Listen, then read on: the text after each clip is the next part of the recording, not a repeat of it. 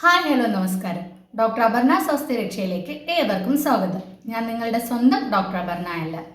ഇന്ന് ഞാൻ നിങ്ങൾക്ക് മുന്നിൽ പരിചയപ്പെടുത്തുന്നത് പകർച്ചവ്യാധികളെ പറ്റിയാണ്, അഥവാ ഇൻഫെഷ്യസ് ഡിസീസ്. എന്താണ് ഇൻഫെഷ്യസ് ഡിസീസ് അഥവാ പകർച്ചവ്യാധികൾ? ഒരാളിൽ നിന്ന് മറ്റൊരാളിലേക്ക് രോഗബീജങ്ങൾ നേരിട്ടോ മാധ്യമങ്ങളിലൂടെയോ പകരുകയോ അഥവാ മറ്റ് ജീവികൾ പരത്തുകയോ ചെയ്യുന്ന രോഗങ്ങളെയാണ് ഇൻഫെഷ്യസ് ഡിസീസ് അഥവാ പകർച്ചവ്യാധികൾ എന്ന് പറയുന്നു. ഇത്തരത്തിലുള്ള രോഗങ്ങളുടെ രോഗകാരണം മൈക്രോ ഓർഗാനിസം അഥവാ രോഗാണു എന്ന് പറയാം. ഇത്തരത്തിൽ പകരുന്ന രോഗങ്ങളുടെ രോഗാണുക്കളും വ്യത്യസ്തം തന്നെയായിരിക്കും. പ്രധാനമായും രോഗസങ്കേതം, രോഗാണുക്കൾ പടരുവാനുള്ള മാർഗങ്ങൾ എന്നിവ കൂടുതലായിട്ട് വരുമ്പോഴാണ് പകർച്ചവ്യാധികൾ കൂടുന്നത്. രോഗസങ്കേതം എന്ന് പറഞ്ഞാൽ സസ്യങ്ങളുടെയോ ജന്തുക്കളുടെ അവശിഷ്ടങ്ങൾ ചീഞ്ഞഴുകി കിടക്കുന്ന സ്ഥലമാകാം, അല്ലെങ്കിൽ വൃത്തിഹീനമായി കിടക്കുന്ന ജലാശയങ്ങളിൽ, സൂര്യപ്രകാശം ഏൽക്കാതെ ഇരുണ്ട് കിടക്കുന്ന സ്ഥലങ്ങളിൽ. ഈ സ്ഥലങ്ങളിലൊക്കെ രോഗാണുക്കൾ പെട്ടെന്ന് വളർന്നു പെരുകാനുള്ള സാധ്യതയുണ്ട്.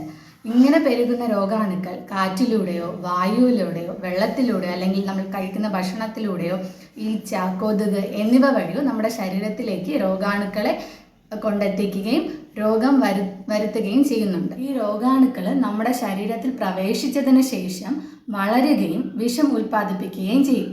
ഈ വിഷം നമ്മുടെ ശരീരത്തിലെ രക്തം വഴി ശരീരത്തിൽ മുഴുവൻ വ്യാപിക്കും.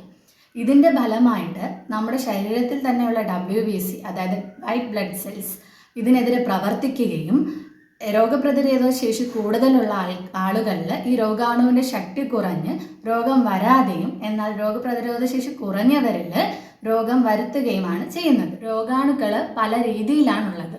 പ്രധാനമായും ബാക്ടീരിയ, വൈറസ്, ഫംഗസ്, കൃമി എന്നിങ്ങനെയുള്ളവ.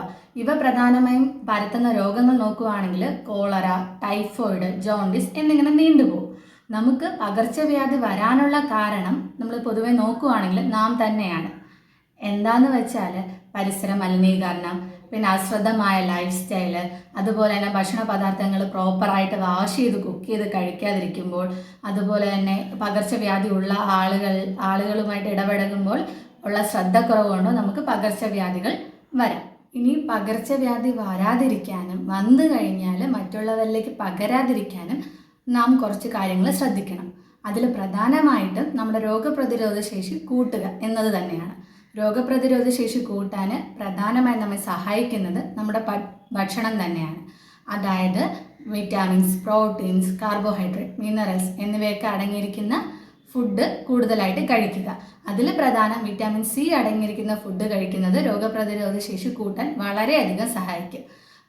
എന്ന് വെച്ചാൽ ഓറഞ്ച്, പേരയ്ക്ക, സ്ട്രോബെറി, നെല്ലിക്ക ഇവയൊക്കെ കഴിക്കുന്നത് വിറ്റാമിൻ C കൂട്ടാനും അതിൻ്റെ ഒപ്പം തന്നെ അയൺ, സിങ്ക്, ഫോസ്ഫറസ് ഒക്കെ അടങ്ങിയിട്ടുണ്ട്. അപ്പോൾ ഇത് നമ്മുടെ രോഗപ്രതിരോധ ശേഷി കൂട്ടാൻ സഹായിക്കും.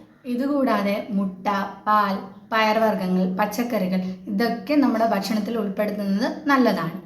ബേക്കറി ഐറ്റംസ്, ഒരുപാട് ഫ്രൈ ചെയ്തത് അല്ലെങ്കിൽ ഫാസ്റ്റ് ഫുഡ് ഇതൊക്കെ ഒഴിവാക്കുന്നത് നല്ലതായിരിക്കും. അതിനോടൊപ്പം തന്നെ നമ്മുടെ പരിസരവും വൃത്തിയായി സൂക്ഷിക്കുക, അതോടൊപ്പം നമ്മുടെ ശരീരവും വൃത്തിയായി സൂക്ഷിക്കുക.